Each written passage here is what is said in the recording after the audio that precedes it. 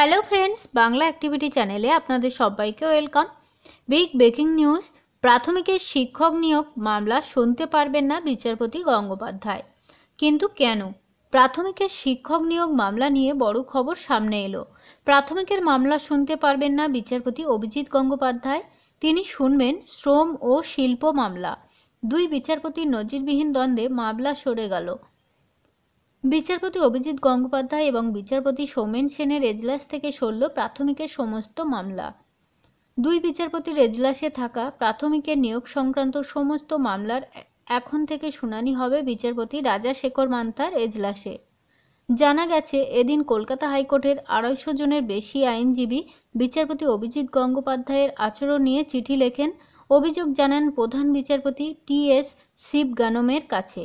তাদের বক্তব্য, রাজ্যের অ্যাডভোকেট জেনারেল কিশোর দত্তকে হেনস্থা করেছেন বিচারপতি অভিজিৎ গঙ্গোপাধ্যায়। তাকে ক্ষমা চাইতে হবে।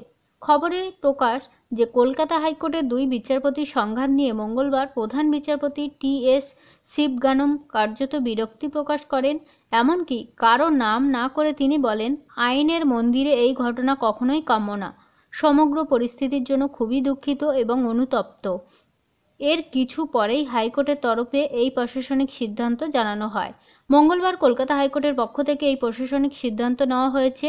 এখন থেকে বিচারপতি গঙ্গোপাধ্যায়ের এজলাসে শ্রম ও শিল্প সংক্রান্ত মামলার শুনানি হবে। অর্থাৎ প্রাথমিকের নিয়োগ সংক্রান্ত কোনো মামলার শুনানি এই এজলাসে হবে না। মেডিকেলে ভর্তি দুর্নীতি মামলার নির্দেশকে ঘিরে গত সপ্তাহে নজিরবিহীন সংঘাতে জড়িয়েছিলেন বিচারপতি গঙ্গোপাধ্যায় এবং বিচারপতি সেন। পরিস্থিতি গুরুত্ব বিবেচনা করে সুপ্রিম কোর্টের প্রধান বিচারপতি বিষয়টিতে হস্তক্ষেপ করেন। তো বন্ধুরা, বুঝতেই পারলেন, প্রাথমিকের মামলা থেকে বিচারপতি গঙ্গোপাধ্যায় সরে গেছে। পরবর্তী আপডেটে কি হয় অবশ্যই আমরা চোখ রাখবো। আপনারা চোখ রাখুন বাংলা অ্যাক্টিভিটি চ্যানেলে। সবাইকে অসংখ্য ধন্যবাদ।